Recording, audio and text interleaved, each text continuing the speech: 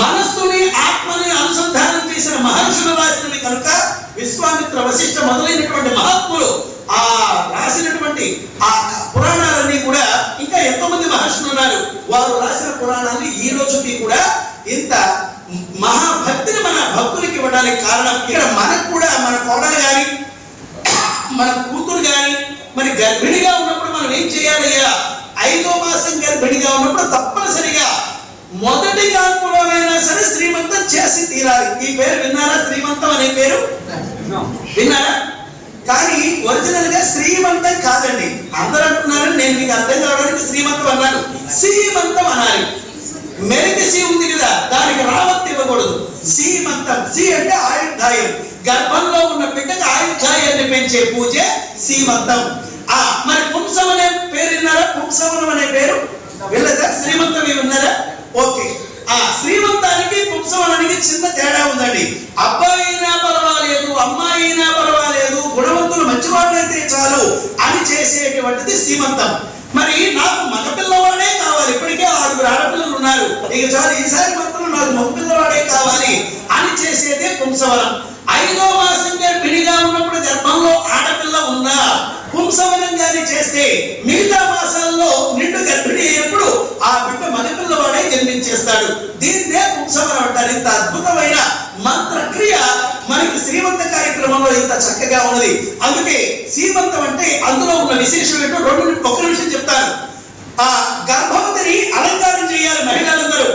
ఆ సమయంలో మధ్యపాపిడి తీసి నట్టింట్లో కూర్చోబెట్టాలి. మధ్యపాపిడి తీసి జడ వేసి నట్టింట్లో కూర్చోబెట్టాలి. ఆ మహిళలు పురోహితులు వారు వస్తారు. గర్భిణికి గర్భవతి యొక్క భర్తకు కొన్ని మంత్రాలు వారి చేత ఇలా చెప్పిస్తారు. స్వాచరణం అనుకరణీకరిష్యే విదాస్వామినం దివ్య చైతన్యంకరిష్యే గర్భస్థీన మనో మాలిన్య రహితంకరిష్యే అనే మంత్రాలు చెప్పిస్తారు. దీని అర్థం ఏమిటి? ఓ భగవంతుడా, ఇప్పుడు నేను గర్భవతిగా ఉన్నాను. ఈ గర్భంలో ఉన్న బిడ్డను కొన్ని రోజుల్లో నేను ప్రసవించబోతున్నాను.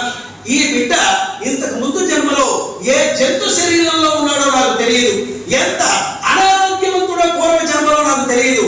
పూర్వ జన్మలో ఈ బిడ్డ ఎంత అజ్ఞానో ఎంత దుష్టుడో నాకు తెలియదు. కానీ ఇప్పుడు నా గర్భంలో జన్మించే ఈ బిడ్డ పూర్వ జన్మ దుష్టత్వాన్ని పోగొట్టుకొని, అనారోగ్యాన్ని పోగొట్టుకొని, మూర్ఖత్వాన్ని పోగొట్టుకొని ఈ జన్మలో ఈ బిడ్డ ఆయుర్దాయవంతుడై, ఆరోగ్యవంతుడై, విద్యావంతుడై నా గర్భాన జన్మించాలి అని ఈ మంత్రాల్లో ఉన్న అంతరార్థం. అందుకే ఆ తర్వాత వీణాగానం గర్భిణికి వినిపింపజేస్తారు. ఈ వీణాగానం మధ్యపాపిడి తీసిన కారణంగా సహస్రారంలో నుంచి గర్భంలో ఉన్న బిడ్డకు చేరి ఆ గర్భంలో ఉన్న బిడ్డకు షట్చక్ర వేదనాన్ని కలిగించి జ్ఞానాన్ని ఇస్తుంది. ఈ శ్రీమంత సమయంలో మాత్రమే. అదే ఈ కుసుమాంబ కూడా ఆచరిస్తున్నారు. మహిళలంతా కూర్చున్నారు. వాళ్ళల్లో కుసుమాంబ దగ్గరలోనే ఉన్నది. వాళ్ళు మట్టిగడ్డలు రాళ్ళు ఏరి వేస్తున్నారు. అదే సమయంలో బియ్యంలో మట్టిగడ్డలండి అలా ఏరి వేస్తూ ఉంటే వైకుంఠంలో శ్రీమన్నారాయణమూర్తి శేషశైలం పైన విశ్రమించి ఉండగా భూలోకం నుంచి భూమాత దుఃఖంతో ఆ విష్ణుమూర్తి దగ్గరికి వచ్చింది. రాధా శ్రీమన్నారాయణ, భూలోకంలో నానాటికి పాపాత్ములు పెరిగిపోతున్నారు, దుష్ట కార్యక్రమాలు పెరిగిపోతున్నాయి, అన్యాయాలు అక్రమాలు విపరీతంగా పెరిగిపోతున్నాయి. స్వామి, మీరేమో పరిత్రాణాయ సాధూనాం వినాశాయ చ దుష్కృతాం అని మీరు అన్నారు కదా. ప్రతి యుగంలో మీరు అవతరిస్తామన్నారు. కానీ మీ త్రిమూర్తులకు కూడా సాధ్యం కాని దుష్టాత్మనాశనార్థం ఎవరు స్వామి జన్మిస్తారు అని భూమాత దుఃఖంతో అడిగింది. వెంటనే ఆ విష్ణుమూర్తి అన్నాడు, ఓ భూదేవి చింతించవద్దు, మా త్రిమూర్తులకు కూడా శక్తించాలి. ఆ దుష్టాత్మనాశనార్థం సాక్షాత్తు పరాశక్తియే కృతయుగంలో రేణుకగా, పరాశక్తియే త్రేతాయుగంలో వేదవతి సీతగా, పరాశక్తి ఆదిశక్తియే కృష్ణుని సహోదరి ద్రౌపదిగా, ఈ నేటి కలియుగంలో ఆ ఆది పరాశక్తియే శ్రీ వాసవి కన్యగా పరమేశ్వరిగా అవతరించబోతున్నది.